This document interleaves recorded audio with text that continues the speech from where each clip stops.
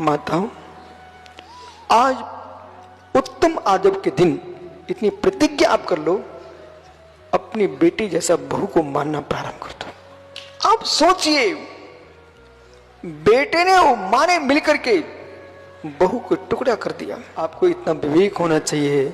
हे मां, तू भी किसी की बहू है, तुम भी किसी की पुत्री है।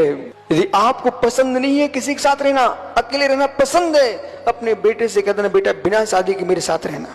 और मेरा पुत्रों से कहना है कि ये माता पिता तुम्हारे लिए शादी की बोले तो उनसे पहले स्पष्ट बोलना, मेरी कुंडली बाद में तुम बाहर करना।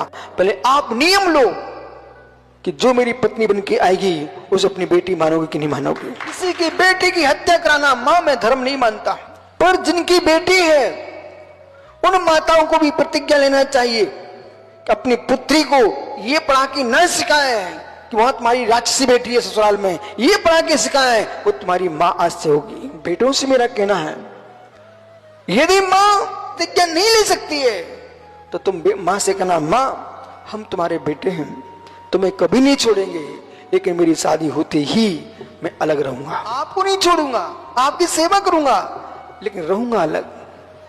बोले क्यों?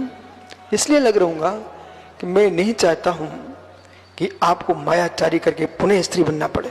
आप मेरे पत्नी के देश में आकर के आप त्रियंचनी बन जाओ।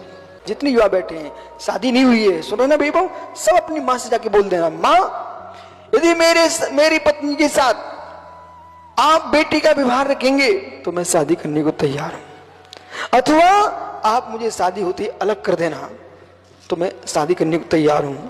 आपके साथ रह करके और 2 दिन के बाद तो मेरे कान भरने लग जाओ और पता नहीं क्या क्या कान में भर दो और मुझे अपनी पत्नी पर तेल डालना पड़ता है। ऐसी मां मुझे शादी नहीं करना, मैं जैन हूं।